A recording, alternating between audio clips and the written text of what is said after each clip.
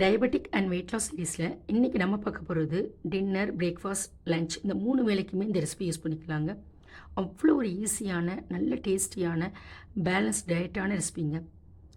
இதில் அதிகமான protein, iron, fibre, calcium எல்லாம் இருக்குங்க. இதை அப்படியே ஒரு பவுலில் வச்சு கூட மார்னிங் பிரேக்ஃபாஸ்ட்க்கு டின்னருக்கும் சாப்பிட்லாம். வாங்க எப்படி செய்யலாம்னு பார்க்கலாம்.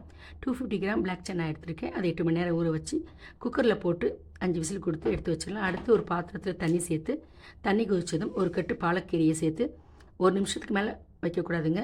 பிளான்ச் பண்ணி எடுத்து ஆற வச்சு அதை மிக்ஸி ஜாரில் போட்டு 200 ml ஹங்கர்டு சேர்த்து நல்லா நைஸாக அரைச்சி எடுத்து வச்சிடலாங்க.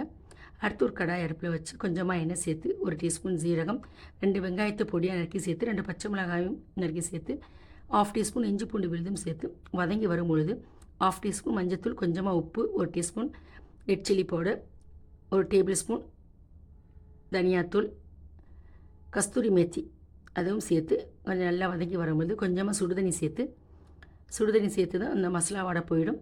நம்ம அரைச்சி வச்சுருக்க பாலக், வேக வச்சுருக்க சன்னாவையும் சேர்த்து நல்லா கிளறி விட்டு தண்ணி தேவைப்பட்டால் கொஞ்சமாக சேர்த்துக்குங்க, அதிகமாக சேர்க்காதீங்க. நல்ல கொதி வந்ததும் கொத்தமல்லி இலைகள் தூவி இறக்கி வச்சிடலாம். நல்ல ஒரு பேலன்ஸ் டயட்டான ஃபுட்டுங்க. இந்த ஃபுட்டை டயபெட்டிக் பேஷண்ட் சாப்பிட்டு வரும்பொழுது டயபெட்டிக் நார்மலில் இருக்குங்க. வெயிட் லாஸ் பண்ணுறவங்களுக்கும் சீக்கிரம் வெயிட் லாஸ் ஆகும்.